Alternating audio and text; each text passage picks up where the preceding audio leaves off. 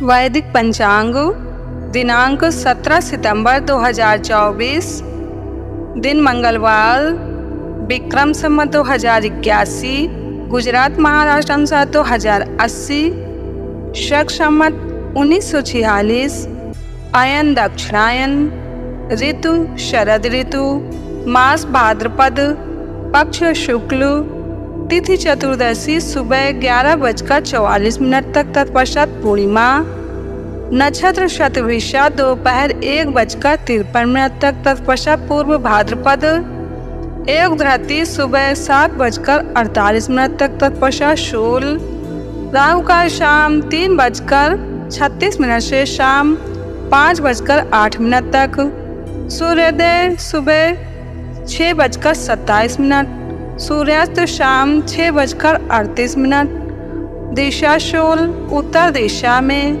व्रत पर्व विवरण: अनंत चतुर्दशी, श्री गणेश विसर्जन, श्री गणेश महोत्सव समाप्त, व्रत पूर्णिमा, पृष्ठपति पूर्णिमा, पितृपक्ष प्रारंभ, महालय श्राद्ध आरंभ, पूर्णिमा का श्राद्ध पंचक विशेष। चतुर्दशी व पूर्णिमा एवं व्रत के दिन स्त्री सहवास तथा तिल का तेल खाना और लगाना निषिद्ध है। ब्रह्मपुराण ब्रह्मखंड। वैदिक पंचांग। श्राद्ध पक्ष में अपनाए जाने वाले सभी मुख्य नियम। 17 सितंबर 2024 मंगलवार से महालय श्राद्ध आरंभ। श्राद्ध के दिन भगवद गीता के 7वें अध्याय का महात्म्य पढ़कर फिर पूरे अध्याय का पाठ करना चाहिए एवं उसका फल मृतक आत्मा को अर्पण करना चाहिए। श्राद्ध के आरंभ और अंत में 3 बार निम्न मंत्र का जप करना चाहिए। मंत्र ध्यान से पढ़ें। मंत्र इस प्रकार है: देवताभ्यः पितृभ्यश्च महायोगिभ्य एव च नमः स्वाहाय स्वधाय नित्यमेव भवन्त्युत। इसका मैं अर्थ भी पढ़कर बता रही हूँ।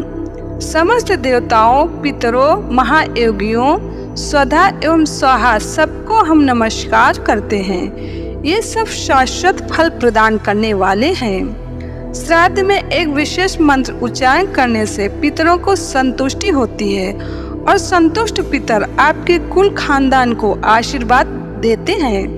मंत्र ध्यान से पढ़ें। मंत्र इस प्रकार है: ओम ह्रीं श्रीं क्लीं स्वधा देव्यै स्वाहा। ओम ह्रीं श्रीं क्लीं स्वधा देव्यै स्वाहा। जिसका कोई पुत्र न हो उसका श्राद्ध उसके दैहिक पुत्री के पुत्र कर सकते हैं। कोई भी न हो तो पत्नी ही अपने पति का बिना मंत्रोच्चारण के श्राद्ध कर सकती है।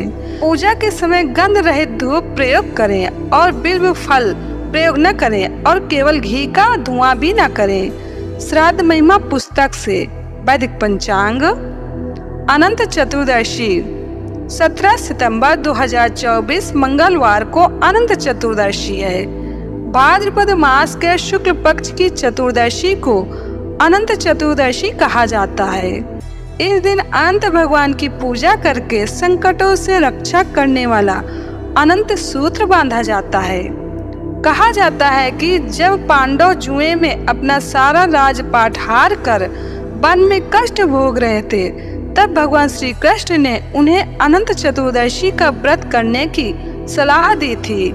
धर्मराज युधिष्ठिर ने अपने भाइयों तथा द्रौपदी के साथ पूरे विधि विधान से यह व्रत किया तथा अनंत सूत्र धारण किया। अनंत चतुर्दशी व्रत के प्रभाव से पांडव सब संकटों से मुक्त हो गए। व्रत विधान: व्रतकर्ता प्रातः स्नान करके व्रत का संकल्प करें। शास्त्रों में यद्यपि व्रत का संकल्प एवं पूजन किसी पवित्र नदी या सरोवर के तट पर करने का विधान है, तथापि ऐसा संभव न हो सकने की स्थिति में घर में पूजा गृह की स्वच्छ भूमि पर कलश स्थापित करें। कलश पर शेषनाग की शैया पर लेटे भगवान विष्णु जी की मूर्ति अथवा चित्र को रखें। उनके समक्ष 14 ग्रंथियों यानी कि 14 गांठों से युक्त अनंत सूत्र यानी कि डोरा रखें। इसके बाद ओम अनंताय नमः मंत्र से भगवान विष्णु तथा अनंत सूत्र की षोडशोपचार विधि से पूजा करें। पूजनोपरांत अनंत सूत्र को मंत्र पढ़कर पुरुष अपने दाहिने हाथ और स्त्री बाएं हाथ में बांध ले। अनंत सूत्र बांध लेने के पश्चात किसी ब्राह्मण को नैवेद्य यानी कि भोग में निवेदित पकवान देकर स्वयं सपरिवार प्रसाद ग्रहण करें। पूजा के बाद व्रत कथा को पढ़ें या सुने। कथा का सार संक्षेप में यह है कि सतयुग में सुमंत नाम के एक मुनि थे। उनकी पुत्री शीला अपने नाम के अनुरूप अत्यंत सुशील थी। सुमंत मुनि ने उस कन्या का विवाह कौंडिन्य मुनि से किया। कौंडिन्य मुनि अपनी पत्नी शीला को लेकर जब ससुराल से घर वापस लौट रहे थे, तब रास्ते में नदी के किनारे कुछ स्त्रियां अनंत भगवान की पूजा करते दिखाई पड़ी। शीला ने अनंत व्रत का महात्म्य जानकर उन स्त्रियों के साथ अनंत भगवान का पूजन करके अनंत सूत्र बांध लिया। इसके फलस्वरूप थोड़े ही दिनों में उसका घर धन धान्य से पूर्ण हो गया। कथा: एक दिन कौंडिन्य मुनि की दृष्टि अपनी पत्नी के बाएं हाथ में बंधे अनंत सूत्र पर पड़ी, जिसे देखकर वह भ्रमित हो गए और उन्होंने पूछा, क्या तुमने मुझे वश में करने के लिए यह सूत्र बांधा है? शीला ने विनम्रता पूर्वक उत्तर दिया, जी नहीं, यह अनंत भगवान का पवित्र सूत्र है। परंतु ऐश्वर्य के मद में अंधे हो चुके कौंडिन्य ने अपनी पत्नी की सही बात को भी गलत समझा और अनंत सूत्र को जादू मंत्र वाला वशीकरण करने का डोरा समझकर तोड़ दिया तथा उसे आग में डालकर जला दिया। इस जघन्य कर्म का परिणाम भी शीघ्र ही सामने आ गया। उनकी सारी संपत्ति नष्ट हो गई। दीनहीन स्थिति में जीवन यापन करने में विवश हो जाने पर कौंडिन्य ऋषि ने अपने अपराध का प्रायश्चित करने का निर्णय लिया। वे अनंत भगवान से क्षमा मांगने हेतु वन में चले गए। उन्हें रास्ते में जो मिलता वे उससे अनंत देव का पता पूछते जाते थे। बहुत खोजने पर भी कौंडिन्य मुनि को जब अनंत भगवान का साक्षात्कार नहीं हुआ, तब वे निराश होकर प्राण त्यागने को उद्यत हुए। तभी एक वृद्ध ब्राह्मण ने आकर उन्हें आत्महत्या करने से रोक दिया और एक गुफा में ले जाकर चतुर्भुज अनंत देव का दर्शन कराया।